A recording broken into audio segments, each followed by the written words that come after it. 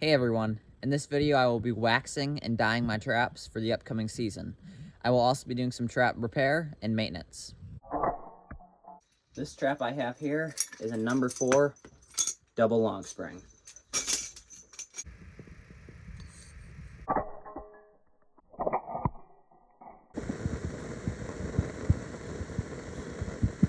And today we are going to be using this turkey cooker. So I'm going to go ahead and get this all rigged up and then I'll be back with you.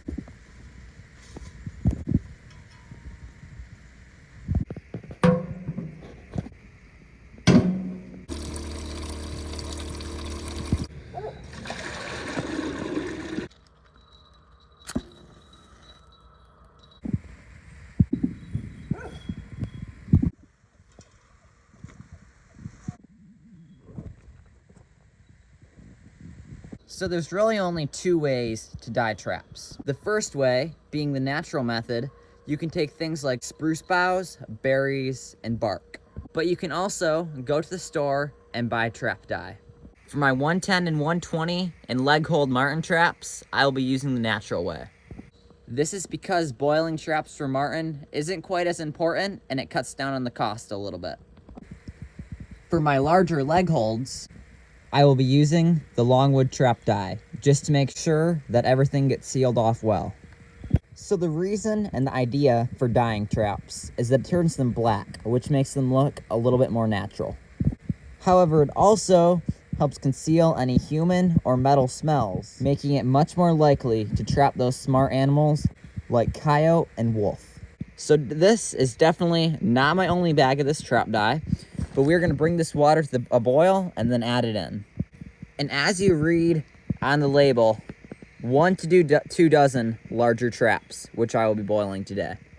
And that right there is for the best results. If you have 3 dozen traps and only 1 bag of this and you're not able to get more, that's just fine.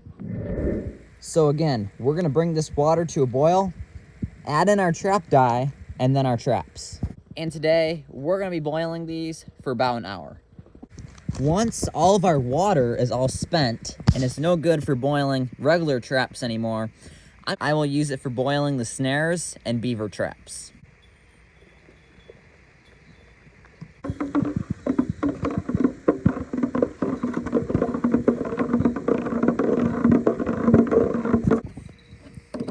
And there's definitely a number of different kinds of dye. The most common brand is Longwood trap dye, and that's what I'm using today. There's different levels of it, different price ranges, but I think it pretty much all works the same, and I'm just using the most original, cheapest one. All in all, everything has great results, and so far, I've not found that it has too much of a difference. All right, we're gonna throw some long springs in there first.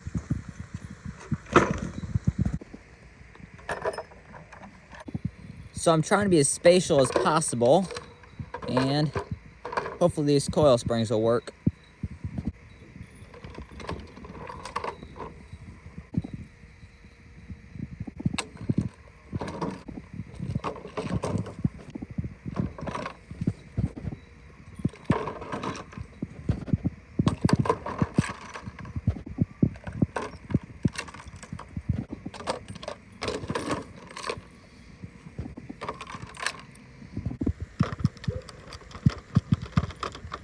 And once these traps come out and the dyeing process is finished, you will not want to touch them until the end of the season, or at least not without a gloved hand.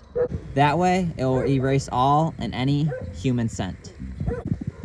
Right here, I have a number 5 double long spring trap, and unfortunately, some time ago, it lost its pan. So I got a bolt and a nut right here, and a new pan, and we'll be fixing this guy up. It's pretty simple. Some have different pan setups. Some long springs have a bar across here, and you actually just have to crimp that pan on there.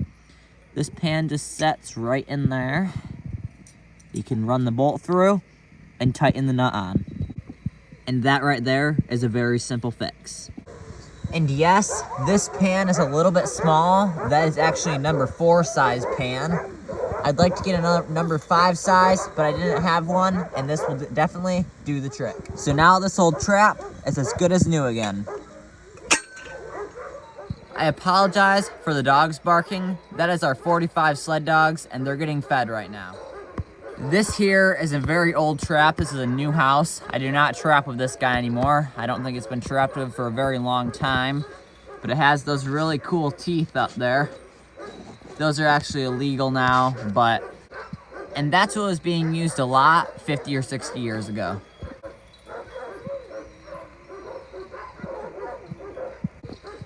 Besides for the double long spring, I also just have a single spring new house. Pretty much the same kind of thing. I believe that they're both number 4s. This one here is possibly a number 3.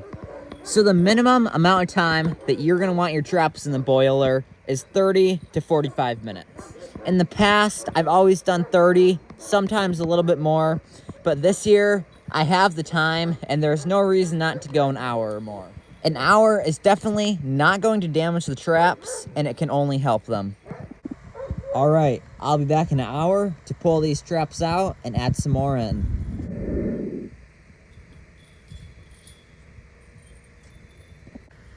All right, it has been an hour since these traps went in, and they have that nice black color, as you can see.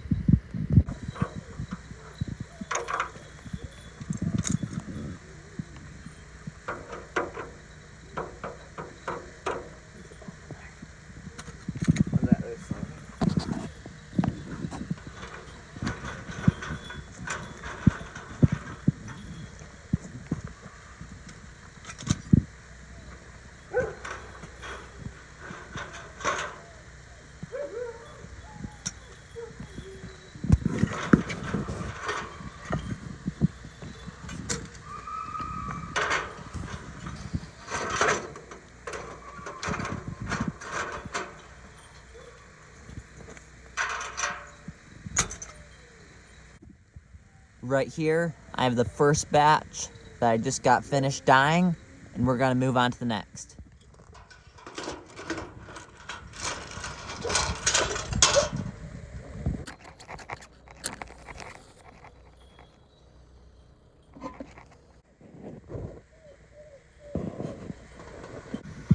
And you really want to boil everything and anything that is going to touch your traps. Like these 330 setters, wire, snares, cable, and chain. It's also a good idea to boil things like hatchets and saws. And not all of this boiling is 100% necessary, but if you want the best results on a trap line, the more boiling, the better. And I've always kind of thought that if you have the time, you might as well do it, and there's no reason not to. I have some chain springs here that I will be throwing in as well. And you really do not want it at a rolling boil. You want it just kind of at a nice simmer, if anything. And I have other videos on my YouTube channel about the different types of traps and everything like that. But pretty much, if you're new to trapping, that's a coil spring, this is a long spring. To set them, it's quite a bit different, but they pretty much have the same main parts. They have the jaws, the dog, the pan, and the springs. And side by side, as you can see, really the only differences is the long spring and the coil springs, which obviously go of their name. The different types of coil springs that I'm using right in here: Bridger 1.75, Bridger number 2 modified, Duke 650 Pro, Duke number 4 over there. Right here is an offset jaw, as you can see, as some of the other ones were that as well. And this is a dogless trap. So that little tab right there just slides right over top of those jaws, and it has no dog. This is a Duke number 2 as well. And then my all-time best trap right here, the old Victor number 3. Since I've run this line right here, this is the only trap that I have ever caught fox and coyote on. It's an old style. This particular trap was made 50 or 60 years ago, but it's better than anything else that I have. And we'll be going into more of that later. It's getting pretty dark tonight. It's getting pretty hard to film, but tomorrow morning, I'll be back out here. I'll get some better film, and you'll be able to view these traps a little bit more. We're going to be going over a few more types, kinds, and how to set them.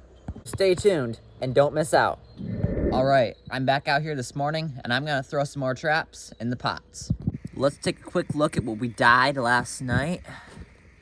As you can see, these traps have that nice black color to them. A couple of these newer guys that I just got bought last year did not end up boiling up quite as well as some of these older traps. But all in all, I think that everything did pretty well. So let's light the turkey cooker and get to it.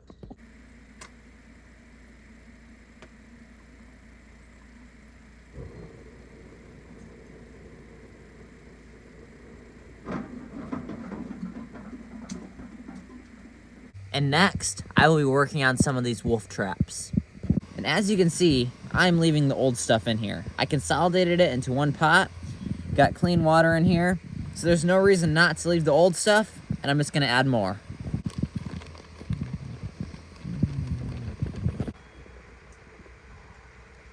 And I have a dozen of these Bridger number 5 Alaska wolf traps.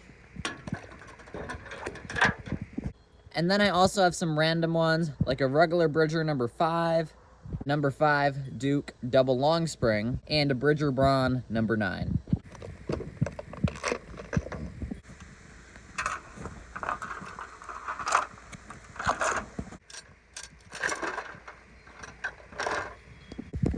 All right, everything's in there dying. In an hour, I'll come back and pull them out. And in between those two pots, I got 6 wolf traps in there, plus a couple smaller ones that I could fit around the edge.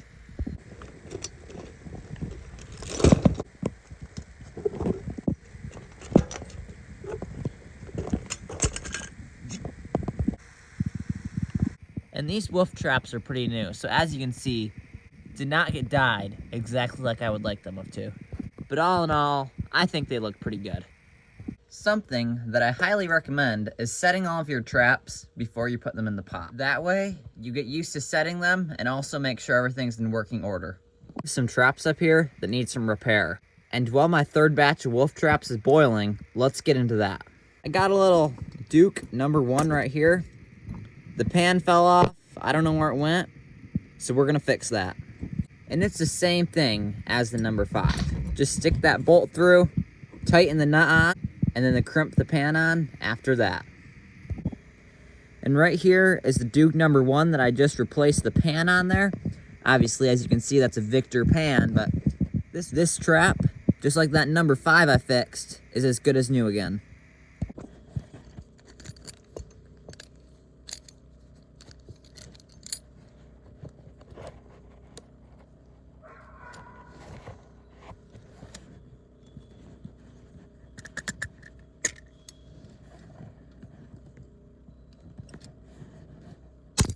So here, got another Duke number 1, and we're gonna be replacing the pan on that as well. And this is the way that I prefer, especially on Duke number 1s. When you can buy 2 different kinds of pans. You can buy them without that opening or with that opening.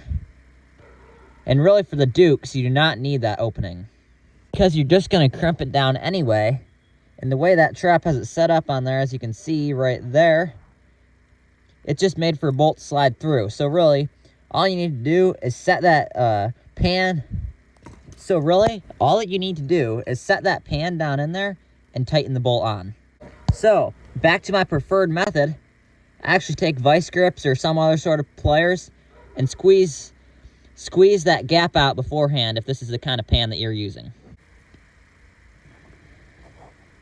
And after that, it's pretty straightforward.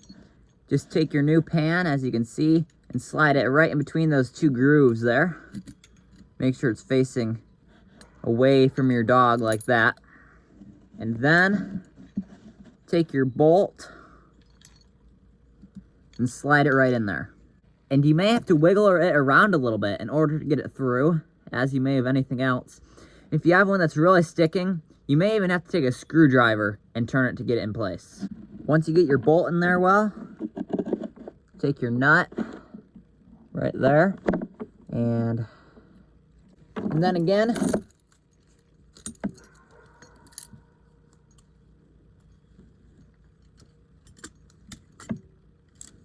trap right there sets as good as it ever did. So when it comes to boiling traps, I have one more tip. I'm not sure if this is actually true, but it's always worked well for me. When you have things like coil spring setters that have never been boiled before, hatchets, or really anything with oil and paint on it, I always boil those last. Reason being is that I believe that if any of that paint, oil, glue, anything like that comes off, it could stink up the water and potentially make the trap smell bad. If you're running new traps with price tags on them, always make sure you take those tags off beforehand. And I don't like to change my water out. So this is if you're not changing the water out. Then you definitely, or at least in my opinion, want to boil anything new last. So that way all of those oils, glues, and paints don't get boiled onto another trap. And before you dye brand new traps, you actually want to boil them first in baking soda. This is usually about an hour process as well, and that helps remove all and any oils. However, I don't have any new traps this year, and I'm not doing that in this video. I do have other videos on my YouTube channel where I did boil them in baking soda.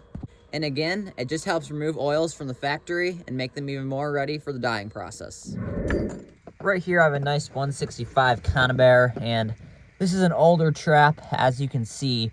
But anyway, it lost its trigger last season, and that's what I'm going to be replacing today. So right here's your dog. I may have said it was a trigger earlier. I'm sorry if I did, but yeah, this is your dog.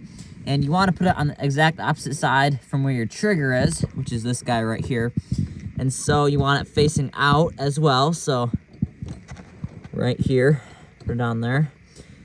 And that dog actually came shut, and I had to pry it open with this screwdriver right here. And then you just want to take a pair of vice grips and crimp that down. And I'm sorry it's a little bit dark in here, but a little bit of a gap is all right, but the closer together you can get those sides, the better. And then for setting Conibears actually have a pretty cool feature, and that is a safety on the sides here. So it allows a minimal snap. If you set it and those safeties are on, it can still snap on your fingers, but it won't hurt very bad, and you'll definitely be able to get back out. And I will show you how to compress Conibear springs in just a minute, but as you can see, these springs are already compressed. So you're gonna take them and move right to where this joint is right here. So just move it up right there. Do that on both sides. Then make sure that your trigger, dog, and then once you get everything all set up, then you can squeeze. Once you get it to this point, if you're a little bit more uncertain, what you can actually do is take your foot and push down like that to open it up. It takes longer, but it's probably the safest way. Once you get a little bit more confident with these guys, you can actually just grab them and open them with your hands. Just mind your safeties and make sure that they always stay clipped on well.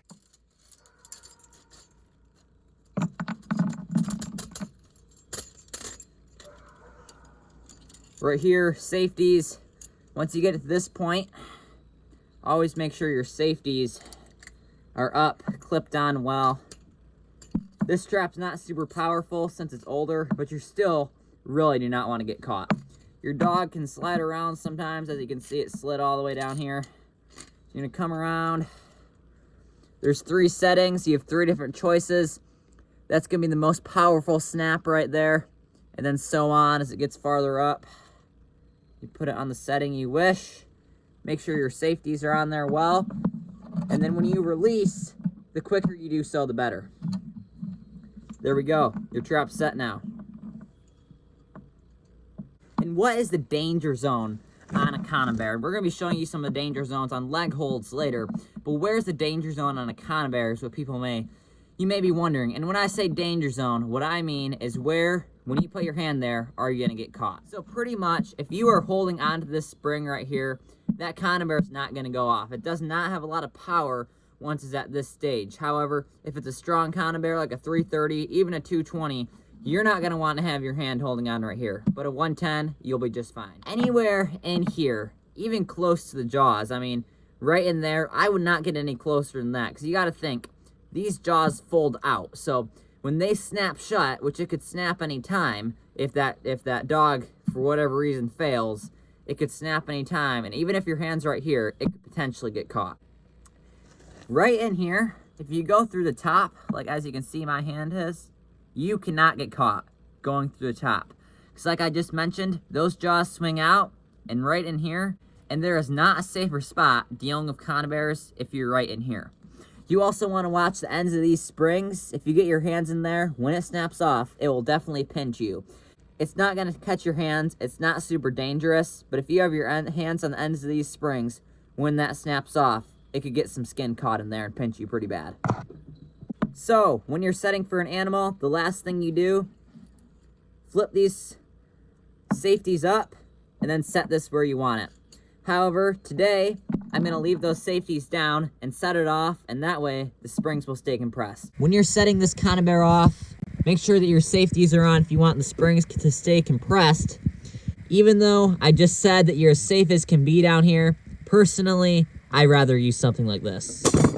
And as you just saw, that was not an easy snap. I mean, that was still a pretty violent snap. But with those safeties on, that allows the jaws to move very freely. So if your hand was in here, you could easily get it out. And it's not gonna hurt you very bad if it snaps off when the safeties are on. So compressing the springs on a 165, it depends how old the trap is and it depends how strong you are in order to get those springs compressed by hand.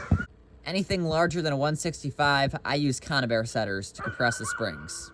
And conibears are a body grip trap. The one I was just showing you is for marten, fisher, squirrel, and it's supposed to catch them by the head or the body. This here is a large trap. This is a 330.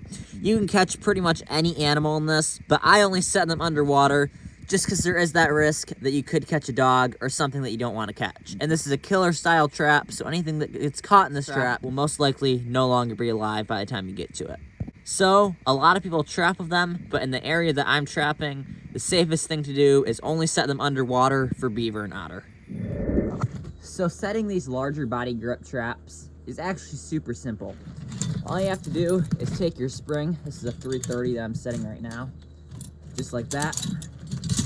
Take your conibear setters right here, and what we're going to do is open these guys up, flip them on there, and then shut. So right there, you got this clamp shut. You're kind of take your safety, snap it on there,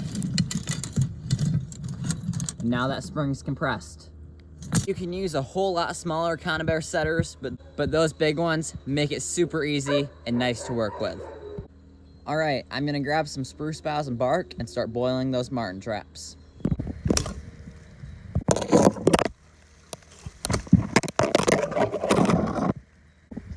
I got some bark and some spruce boughs, which I'm going to add to my pot and start boiling the marten traps. And for marten traps, I have 110s and 120s. The only difference is the 120 has 2 springs, whereas the 110 just has 1 spring. And again, 110 conibears are a super simple trap to set. All you gotta do, make sure you have your trigger, make sure you have your dog. So, you just squeeze down on this spring right here until you can get the jaws to open. Then you can grab a hold of the jaws and open them up. Center your trigger, center your dog, select your setting.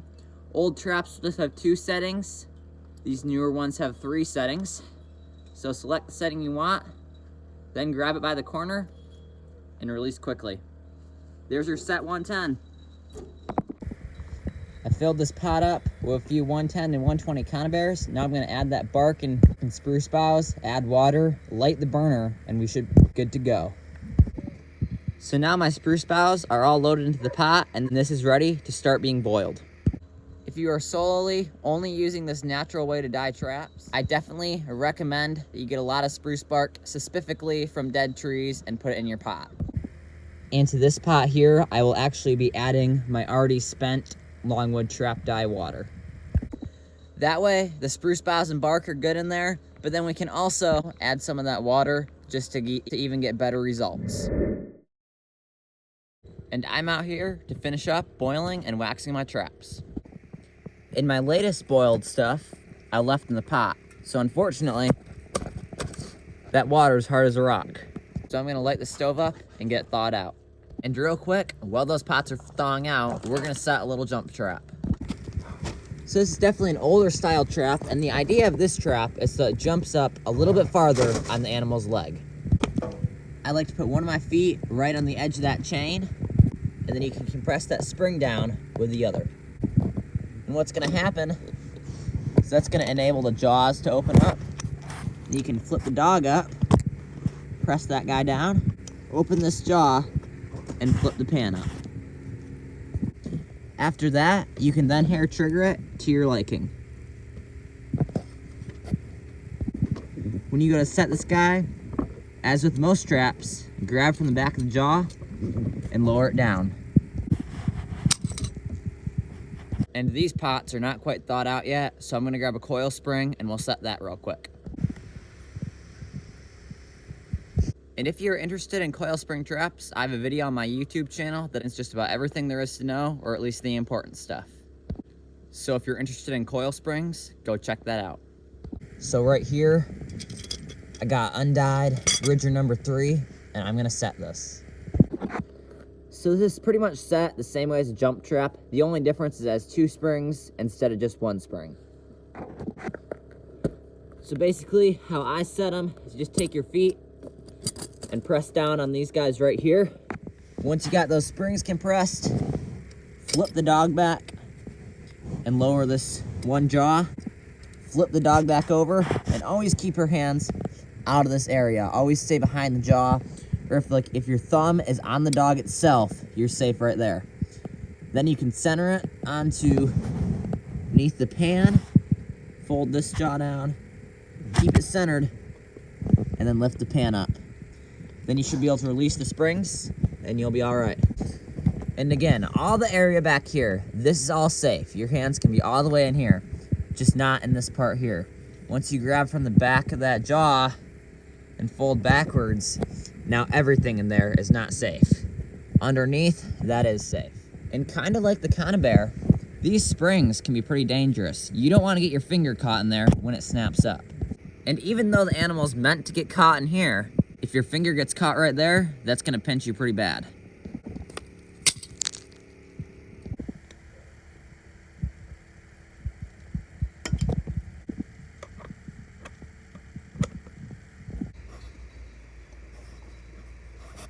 There we go.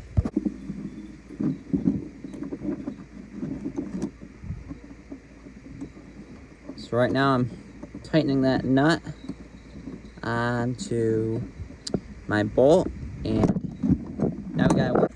I also have to replace the triggers on my 110 conibears as well, and so there's a brand new trigger on there. And this is kind of the same kind of concept, a little bit different. So we have these 2 little clamps here, and one of those goes on each side of the bar. So I got one on the inside. I'm gonna place one on the outside. So that's where your clamps go. The trigger here is gonna slide right in between both of them, past those holes, so it's gonna look kind of like that, and then you're gonna drop those bolts through.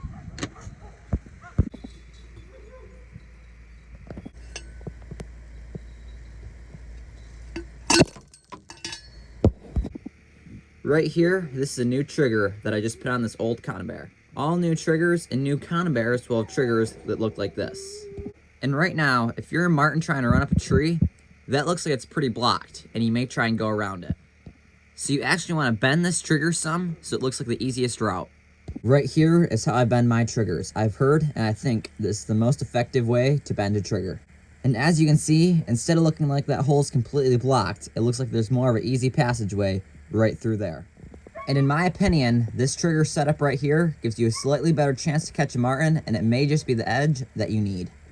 With all my traps that are getting dyed consolidated to one pot, I'm gonna use the other pot and start waxing. So I've actually boiled and dyed my traps a number of times, but I've never waxed them before. So this is gonna be something new this year. Here's all my wax, and let's get started. All right, I'll be back with you in a minute once all of this wax melts down. And as I mentioned earlier, I'm not an expert on waxing traps, but I'm definitely going to get started. And I'm sorry again for the dogs howling in the background, but right here, here's my coil spring, and I'm going to dip it into the wax. So don't have a ton of wax, so it's not real deep. A little bit sticking out there, unfortunately. So what I've heard is that you want your wax hot and not boiling. And you want to leave your trap in there for 15 seconds or so. When you pull it out, you want it to run off like water. That way, you know that the trap and the wax are the same temperature. And I would say that that looks pretty good.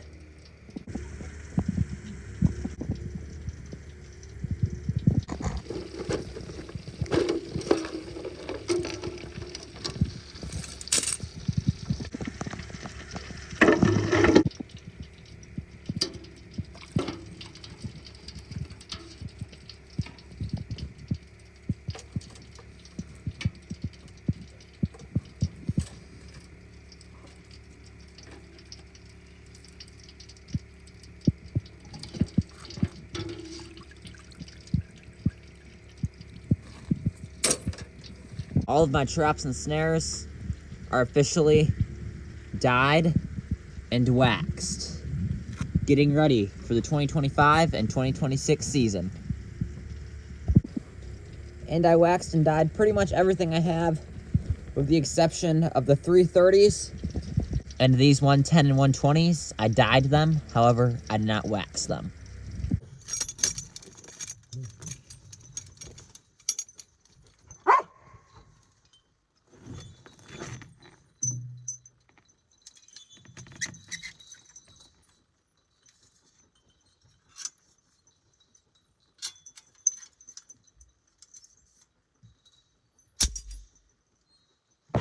If you enjoyed watching this video, you can do any of these three things. Like, comment, subscribe.